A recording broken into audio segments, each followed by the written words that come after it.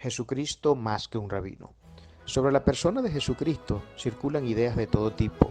De esto se ha encargado no solo la gente no religiosa y agnóstica, sino la propia religión.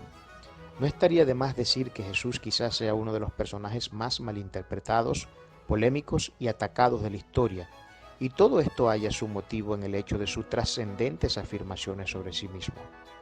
No obstante, al mismo tiempo es el más amado de todos los mártires, aunque él fue, es y será más que un simple mártir, más que un interesante personaje histórico, más que un rabino. La tradición hostil al Mesías sitúa a Jesucristo de diferentes formas. Algunos lo tildan de farsante, otros de lunático, muchos sencillamente niegan su existencia, alegando que las fuentes históricas no son confiables.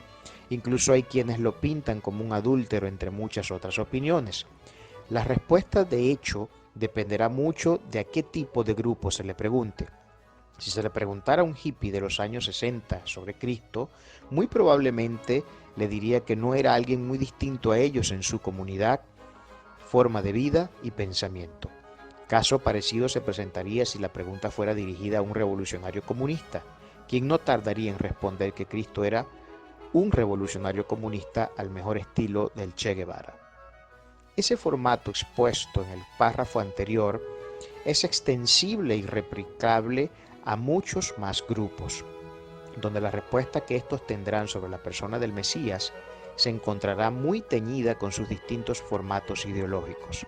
No será, pues, difícil identificar teorías cada cual más descabelladas que la anterior. Pero ¿quién era realmente Jesucristo? ¿Realmente existió? Y si existió, ¿quién era? ¿De dónde vino y cuál fue su función? ¿Era un comunista revolucionario, un hippie o una especie de E.T. al mejor estilo hollywoodense?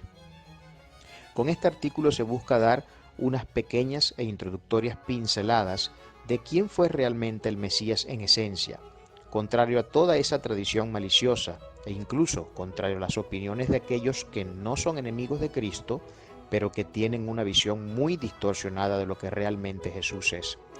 Acerquémonos a Él con una mirada no más que puramente objetiva, y para poder ser objetivos ante Él se debe ser rigurosamente bíblico, puesto que a través de los evangelios es donde encontramos el registro de su vida y pasión. Las opiniones son solo eso, opiniones, visiones privadas de cada quien o de cada grupo.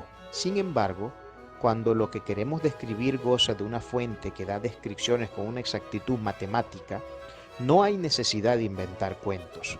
La Biblia es una fuente más que verídica y exacta. El cristiano se puede ufanar por la cantidad de manuscritos que la sostienen como una fuente confiable y con un gran acceso a su verificabilidad, gracias a sus más de 5.000 manuscritos que respaldan lo que hoy tenemos dentro de esos 66 libros. Hechos sin parangón en la historia, cuando de literatura antigua se trata. Ya quisieran los platonistas tener el 1% de ese poder de respaldo literario para, por ejemplo, su amada república. La Biblia no muestra una imagen opaca de Cristo. Tampoco da lugar a interpretaciones privadas. Ella contiene no solo la definición correcta del Mesías como persona, recoge además su función, discursos, milagros y pasión. Él fue mucho más que un gran maestro de Torá, ley, fue más que un rabino. Desde su propia concepción hizo gala de la gloria de Dios, viniendo al mundo con una simiente que procedía del mismísimo Espíritu Santo de Dios. Su vida demostró la perfección de Dios en todas las facetas que se puedan estudiar. Jamás pecó, fue perfectamente justo, fue la definición más perfecta del bien. Su amor infinito no queda como un estamento teórico, sino que se consagra en el acto más glorioso que ser alguno haya podido ejecutar, su muerte expiatoria. Él fue nuestro sustituto ante el juez. Fue imputado por nuestras rebeliones, Isaías 53:5, mas el herido fue por nuestras rebeliones, molido por nuestros pecados. El castigo de nuestra paz fue sobre él, y por sus llagas fuimos curados. Porque todos somos pecadores, mas aquel que jamás pecó se entregó a sí mismo como el culpable. No es posible hallar un gesto de mayor amor que este. Hasta este punto podemos crearnos una imagen de Jesucristo muy parcial, pero esencial de su prominente figura. Él no solo demuestra ser en la cruz la persona que más nos ama, sino que incluso nos justifica ante el Padre, se adjudica la culpa injusta de nuestras rebeliones para podernos brindar salvación eterna. Por si fuera poco, su maestría moral trasciende todo lo conocido hasta ahora. Su concepto de justicia está a años luz de cualquier definición humana y religiosa. Su justicia no se basa en los estratos creados por el hombre, tampoco procede de un corazón que se engaña a sí mismo.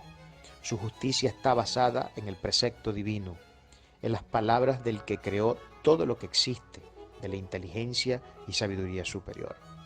En relación a su naturaleza, la Biblia se encarga de mostrar una imagen muy clara al respecto. Pese a las cuantiosas herejías históricas circunscritas en esencia al agnosticismo, como los arrianos, nestorianos, monofisitas, etc., le vemos hacer cantidades de milagros. Su sabiduría no encuentra paralelos entre la de los hombres. Sus afirmaciones de quién era y lo que había venido a ser no podrían ser más claras. Como muestra de este punto, nos valdremos de tres de estas trascendentes declaraciones mesiánicas. Empecemos por citar a Juan en el capítulo 14 de su Evangelio, versículo 6. Jesús le dijo: yo soy el camino y la verdad y la vida, y nadie viene al Padre sino por mí. Esa poderosa afirmación no deja posibilidad matemática para creer que pueda haber otra forma de encontrar salvación. Él está utilizando un cuantificador negativo universal que indica que en el mundo de las ofertas religiosas no existe otra persona y voz para la esperanza verdadera de la salvación eterna. Estamos viendo a un Cristo borrar de un plumazo todo el universalismo soteriológico cada vez más común en la presente centuria. Escudriñando otra de sus majestuosas afirmaciones tenemos en Juan 11:25. Le dijo Jesús: yo soy la resurrección y la vida. El que cree en mí, aunque esté muerto, vivirá. Y todo aquel que vive y cree en mí no morirá eternamente. ¿Crees esto? Con estas dos afirmaciones respondemos a una de las más grandes y importantes preguntas, y tienen que ver con su naturaleza. No sería nada difícil concluir que Cristo fue más de lo que para algunos parece ser. Él no solo fue bueno, justo, inteligente, sabio, un gran maestro. Más que todo ello, Él demuestra ser Dios eterno encarnado. Él es Dios en toda su expresión y extensión. Ningún ser mortal hubiera podido afirmar lo que Él afirma. Tanto es que ninguno de los seres a los que la humanidad ve como Dios jamás afirma algo siquiera parecido.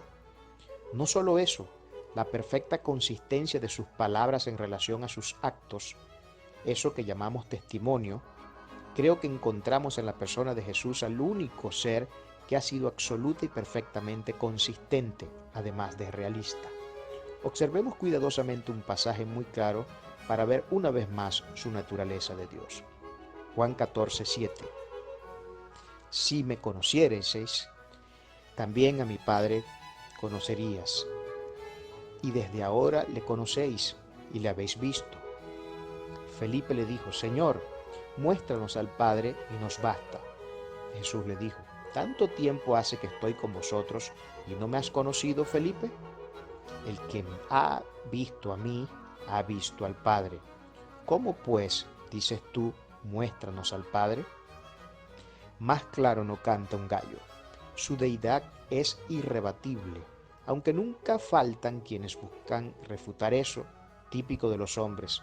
No importa cuán claras se nos presenten las cosas, siempre buscan la quinta pata del gato, propio de nuestra naturaleza. Si cree que es todo lo que hay que decir respecto del inmenso acervo bíblico, cuyas líneas demuestran una y otra vez la deidad de Cristo y su igualdad ante el Padre, habría que concluir que solo ha leído unas pocas líneas del glorioso canon sagrado. Otra poderosa cita puede ser hallada en la presentación que el más experto rabino cristiano jamás haya podido dar. Nos referimos al apóstol Pablo, quien en su carta a los Colosenses se encarga de dejar bien clara la idea de la imagen de Jesús, no como un simple maestro, no como un simple profeta, no como un hermano de Lucifer y del resto de los ángeles, no como un ser nacido de relaciones biológicas humanas, no como un Dios minúsculo, no como uno de los tantos eones que se desprendieron de Dios Padre y se alejaron tanto de Él que llegaron a convertirse en enemigo de Dios y crearon la maldición de la materia. No, la formulación paulina es de una claridad como el agua. Veamos el pasaje en cuestión. Colosenses 1 del 15 al 20 dice lo siguiente: Él es la imagen del Dios invisible, el primogénito de toda creación, porque en Él fueron creadas todas las cosas, las que hay en los cielos y las que hay en la tierra, visibles e invisibles, sean tronos, sean dominios, sean principados, sean potestades. Todo fue creado por medio de Él y para Él. Él es antes de todas las cosas, y todas las cosas en Él subsisten. Y Él es la cabeza del cuerpo, que es la iglesia. El que es el principio, el primogénito de entre los muertos, para que en todo tenga la preeminencia, por cuanto agradó al Padre que en Él habitase toda la plenitud, y por medio de Él reconciliar consigo todas las cosas, así las que están en la tierra como las que están en los cielos, haciendo la paz mediante la sangre de su cruz.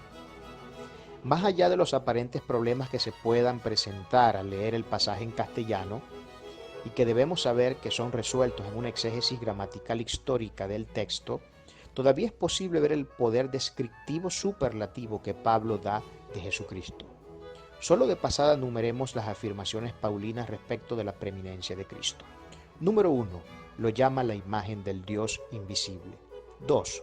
El primogénito de toda creación. 3. Afirma que es el creador de todas las cosas. 4. Su preexistencia. 5. Es cabeza de la iglesia. 6. Es la habitación de la plenitud de Dios. Y 7. Por medio de quien serán reconciliadas todas las cosas. Ahora, luego de tan solemnes descripciones, no sé quién podría imaginar en semejante posición a un simple mortal, o como hemos venido siguiendo, a un revolucionario, hippie, maestro moralista, un profeta, más entre el montón, etc.